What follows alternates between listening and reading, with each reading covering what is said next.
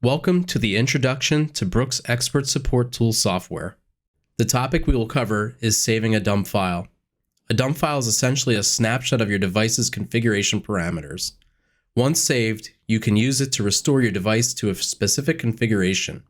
It can also be helpful if you need technical support from Brooks. Go to the Device Config menu and select Dump File. Once you're there, click the Select Folder button so you can select where you want to store your dump file. Once you've selected your folder, you can press Refresh, which will refresh the file name.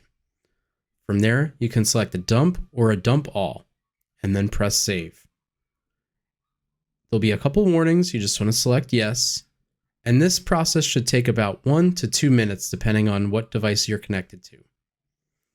Once it's completed, you can click View to see all the information in your dump file, and you can use that dump file to restore in the event you need to restore your configuration back to the default.